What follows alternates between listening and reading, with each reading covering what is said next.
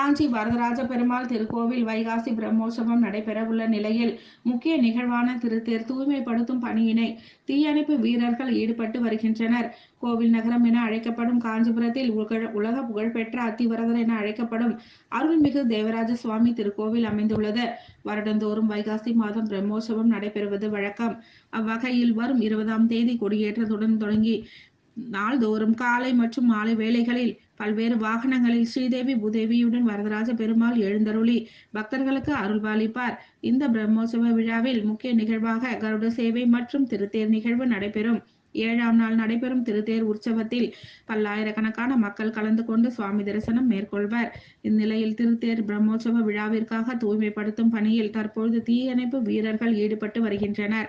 திருத்தேர் முழுவதும் படிந்திருக்கும் தூசிகளை அகற்ற உயர் தொழில்நுட்பம் கொண்ட ஜெட் மூலம் தண்ணீர் வீசி தீயணைப்பு வீரர்கள் பணிகளை மேற்கொண்டு வருகின்றனர். இதனைத் தொடர்ந்து வண்ணம் பூசுதல் மற்றும் அலங்கார வேலைகளை ஊழியர்கள் இன்று முதல் தொடங்கி மேற்கொண்டு வருவர். கடும் கோடை கத்திரி வெயிலில் இந்த பிரம்மோற்சவம் வருடந்தோறும் நடைபெற்றாலும் பல்லாயிரக்கணக்கான மக்கள் நாள்தோறும் சுவாமி தரிசனம் மேற்கொள்வர் என்பது குறிப்பிடத்தக்கது.